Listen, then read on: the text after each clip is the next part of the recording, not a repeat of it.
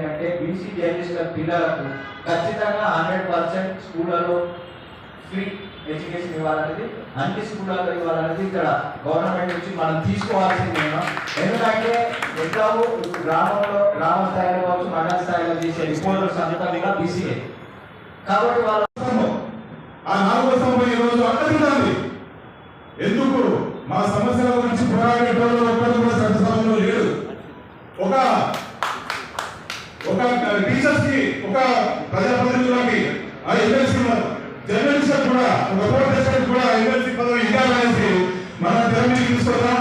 అదే ఆ ఎమ్మెల్సీ పదవి మన బీసీకి వస్తుంది. ఎందుకంటే మనం ఎంత శాతం ఉన్నాం, మనం ఎక్కడ తెలుసు, మన వాళ్ళ తెలుసు, మనకు కూడా తెలుసు. అలాంటప్పుడు మన చట్టసభలోకి అడుగుపెట్టే విధంగా జర్నలిస్టుల తరఫు నుంచి ఒక ప్రతినిధి ఎమ్మెల్సీ అడుగుపెట్టే విధంగా అది మన బీసీ స్కోప్ ఉంది. కాబట్టి ఈ డిమాండ్ మనం ప్రధానంగా బయటికి తీసుకొద్దాం.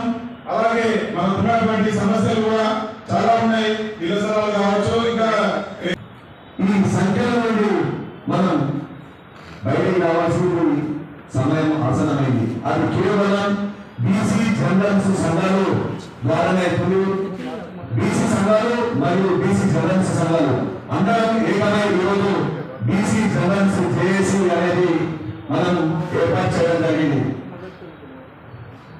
రాష్ట్రంలో ఉన్నటువంటి బీసీ జర్నలిస్ట్ సంఘాలు అని చెప్పుకునే నాయకులు మీరు కూడా చెప్తున్నారు ఏంటంటే, గతంలో బీసీ జర్నలిస్ట్ ఒక వేదికను మేము అక్కడ అలంకరించిన రోజు సుమారు 200 మంది వరకు ఆ రోజు నేను కానీ, శివన్న కానీ, మన లక్ష్మణ కానీ, అలాగే ఆ రోజు వచ్చినటువంటి వాళ్ళు చాలా మంది ఉన్నారు. అందులో వచ్చినటువంటి వాళ్ళ దాంట్లో టోటల్గా బీసీ కులాలలో జర్నలిస్ట్ ఎంతమంది ఉన్నారో వాళ్ళందరూ సుమారు ఒక 30-40 ఛానళ్ళు ఆ రోజు వచ్చారు. అక్కడ మాట్లాడింది బీసీల గురించి, అక్కడ చేస్తున్నదంతా రాజకీయ వ్యక్తులుగా